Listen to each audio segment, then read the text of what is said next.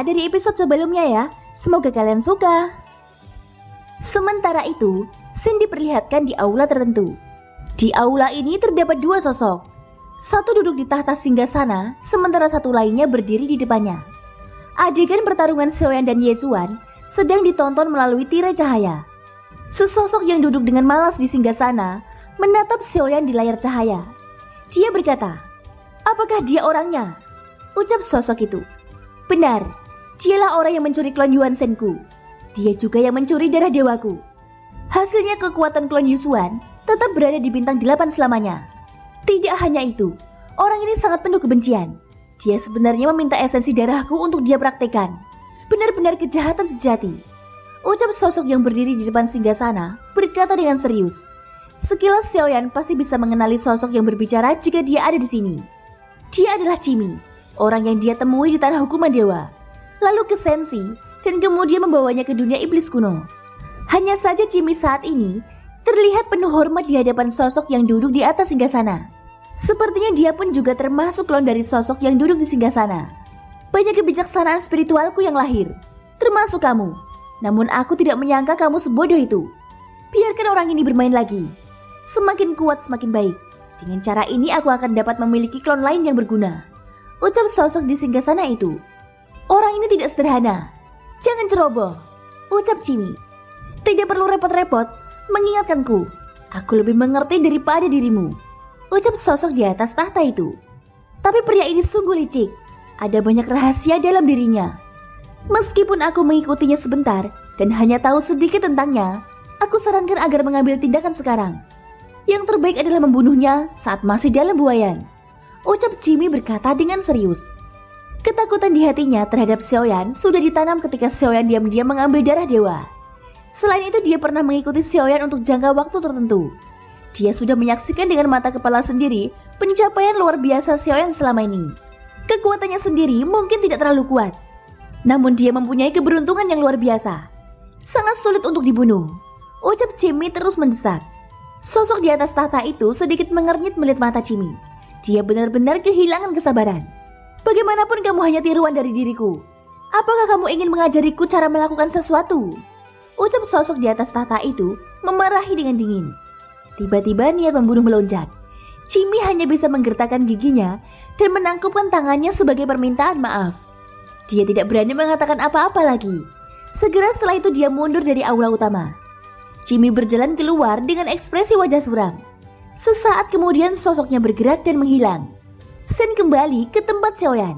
Saat ini Xiaoyan sudah bersiap untuk keluar dari istana Yin. Tapi sebelum dia berangkat dan melanjutkan misinya, Xiaoyan berhenti sebentar untuk melihat Feng Chang. Tidak peduli apakah Feng Chang memiliki niat jahat untuk berkelompok melawannya sebelumnya. Setidaknya informasi yang disampaikan kepada Xiaoyan benar adanya. Pada akhirnya Xiaoyan juga berhasil membunuh penguasa istana Yin. "Terima kasih," ucap Xiaoyan berkata dengan lembut. Feng Chang segera berdiri dan menangkupkan tangannya sebagai tanggapan. Saat ini mata yang digunakan Feng Chang terhadap Xiaoyan dipenuhi dengan rasa hormat yang tulus. Sampai setelah melihat Xiaoyan pergi, Feng Chang menarik nafas dalam-dalam. Ras Yuan Shen dari dunia luas. Tidak disangka keberadaan seperti itu benar-benar datang ke sini. Mereka berkultivasi dengan energi dan darah. Keberadaannya sudah langka. Dengan kekuatannya, dia pasti akan mencapai istana surgawi. Hanya saja aku tidak tahu akankah dia berniat mengumpulkan semua segel emas dari 5 aula istana bumi. Gumam Feng Chang. Dia iri ketika memikirkannya. Namun dia segera sadar bahwa dia tidak memiliki kekuatan seperti itu. Meskipun hadiah dari membunuh 5 aula istana bumi tak terbayangkan, tetapi keselamatan nyawanya jauh lebih penting. Oleh karena itu Feng Chang tidak memiliki angan-angan untuk hal yang terlalu jauh. Bisa membunuh Tuan Aula sebanyak 3 kali dan kemudian pergi meninggalkan dunia besar ini sudah merupakan hal yang bagus untuknya. Ketika memikirkan awal pertemuannya dengan Xiaoyan, Feng Chang sekali lagi merasa bersyukur karena tidak meremehkannya. Untuk bisa menjadi begitu tenang di antara begitu banyak eksistensi keabadian kaisar, hanya orang yang benar-benar memiliki kekuatan untuk tidak ada rasa takut seperti itu. Inilah dugaan yang ditekankan dalam hati Feng Chang. Dan dugaan ini benar-benar seperti yang dia harapkan setelah menyaksikan adegan pertempuran Xiaoyan. Kepercayaan diri Xiaoyan melawan Tuan Istana Yin sendirian bukan karena semata-mata dia terlalu percaya diri, tetapi justru memang mampu melakukannya. Feng Chang selalu memperhatikan Xiaoyan ketika duduk dengan tenang sebelumnya. Dia sudah menduga bahwa Xiaoyan pasti orang kuat. Pada saat ini setelah kelompok Xiaoyan pergi, Feng Chang memimpin semua pasukannya mendatangi tubuh penguasa Istana Yin. Melihat dadanya yang berlubang, serta kepalanya yang hancur, siapapun akan berpikir bahwa orang yang melakukannya pasti orang kuat yang kejam dan sombong. Lagi pula hal itu sudah wajar untuk dunia kacau di mana yang kuat berkuasa dan yang lemah diinjak. Ternyata orang yang benar-benar kuat tidak akan menampilkan dirinya sebagai yang terkuat. Orang ini bahkan hanya menampilkan keabadian kasar langkah ke-6 di permukaan. Namun dalam hal pertarungan yang sesungguhnya, dia mampu mengalahkan keabadian kaisar langkah ke-9. Selain itu untuk orang kuat secara umumnya, sangat enggan menoleh kepada yang lemah, apalagi mengucapkan terima kasih. Sungguh merupakan penyesalan bagiku tidak menanyakan nomor senior itu, gumam Feng Chang sambil menggeleng-gelengkan kepalanya. Setelah itu dia duduk bersila, menutup matanya lagi menunggu penguasa Istana Yin dibangkitkan. Di sisi lain, setelah meninggalkan Istana Yin, Xiaoyan tidak segera melanjutkan misi menemukan Raja Istana berikutnya. Xiaoyan menemukan puncak gunung di tempat terpencil ini. Sebuah gua dibuka dan sosoknya segera masuk ke dalamnya. Sungguh dan yang lainnya mengerti tugasnya. Mereka semua melindungi Xiaoyan di luar gua. Pada saat ini Xiaoyan sekali lagi mengeluarkan pedang patah itu di depannya. Bagaimana? Apakah di sini sudah cukup sepi? Ucap Xiaoyan. Kehendak pikiran Xiaoyan mengalir masuk di antara pedang patah. Segera setelah itu seluruh jiwanya ditarik ke dalamnya. Saat berikutnya, Xiaoyan sudah berada di dunia aneh. Tempat di sini subur dan dipenuhi berbagai tanaman yang indah. Ada juga banyak burung bangau yang terbang bersama awan dan kabut. Ketika melihat sekeliling, rasanya seperti berada di negeri dongeng. Pemandangan indah seperti ini sudah lama sekali tidak dilihat oleh Xiaoyan. Sosok yang dibunuh oleh Xiaoyan sebelumnya muncul di dalam dimensi ini. Sosok ini adalah Ye Chuan. Hanya saja dia tidak memiliki niat membunuh seperti di dalam Istana Yin. Ye Chuan yang mengenakan jubah putih berdiri di tengah gunung. Dia memandang Xiaoyan dengan tangan di belakang punggungnya. "Apakah kamu di sini untuk membalas dendam?" tanya Ye Chuan. "Tidak," ucap Xiaoyan menjawab secara langsung dengan jujur. Ye Chuan sedikit terkejut saat mendengar ini. Dia berkata, "Lalu apakah kamu bukan dari klan Yuan Shen?" tanya Ye Chuan. "Apakah masalah ini ada hubungannya dengan warisan?" ucap Xiaoyan sedikit mengernyit. "Tidak ada. Aku hanya bertanya karena penasaran. Aku bisa memberimu warisan. Namun masih ada perbedaan antara teknik pedang dan teknik penggaris. Bisa berhasil atau tidaknya, itu masih tergantung pada kemampuanmu sendiri untuk memahaminya," ucap Ye Chuan. Sambil berbicara, Ye Chuan mengangkat telapak tangannya. Cahaya putih jatuh dari langit dan mendarat ke telapak tangannya. Itu berubah menjadi pedang panjang cahaya putih. "Sebelum meneruskan kepadamu, aku perlu memberitahumu satu hal.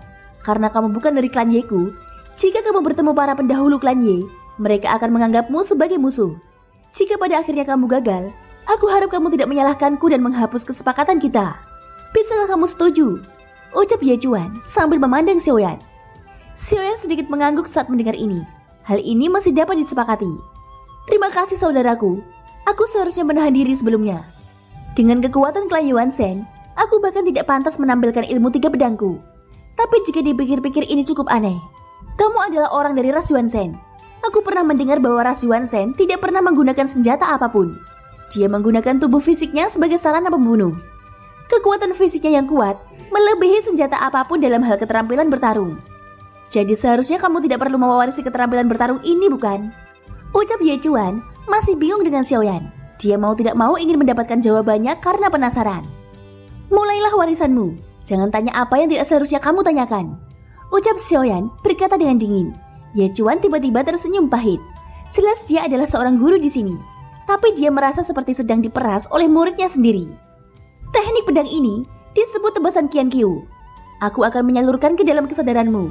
Setelah itu kamu bisa menerapkannya pada penggaris beratmu. Selanjutnya itu tergantung pada tingkat pemahamanmu sendiri," ucap Ye Chuan. Di ruang kesadaran yang dibentuk oleh pedang patah ini, Ye Chuan mulai mewariskan ilmu pedang kepada Xiaoyan. Keterampilan bertarung kuno hanya bisa mengandalkan warisan atau terciptanya pencerahan dari diri sendiri. Dalam metode penguasa Xuan, Xiaoyan tidak memiliki keterampilan bertarung tingkat kuno. Jika dia bisa menguasai ilmu pedang ini dan dipraktikkan menggunakan penguasa Xuan, maka dia bisa dikatakan memeluk skill bertarung di tingkat kuno sesuai dengan atributnya. Adapun masalah pencerahan, Xiaoyan tidak khawatir tentang masalah tersebut. Itu karena keberadaan pagoda emas terdapat ilusi kehampaan di lantai keempat, yang bisa dijadikan sebagai uji coba untuk memahami keterampilan bertarung. Selain itu di lantai 5 ada juga ujian gerbang pertempuran. Hal ini juga memungkinkan Xiaoyan menjadi mahir dalam menggunakan keterampilan bertarung. Sesaat kemudian, pikiran Xiaoyan keluar dari ruang pedang patah. Dia tanpa ragu-ragu memasuki ilusi kehampaan di pagoda emas. Melihat Xiaoyan duduk bersila, Ye Chuan yang berada di antara pedang patah menghela nafas panjang. Dia tidak yakin Xiaoyan bisa mengerti dengan jelas tentang ilmu pedangnya. Meski pedang dan penggaris serupa, perbedaan nyata antara keduanya sebenarnya adalah perbedaan konsepsi artistik. Budidaya pedang tidak pernah berfokus pada tubuh fisik yang kuat. Thank you guys, sudah mendengarkan ceritaku di episode kali ini sampai akhir. Ikutin terus kelanjutannya ya. Semoga hari kalian menyenangkan. Sampai jumpa dan bye-bye.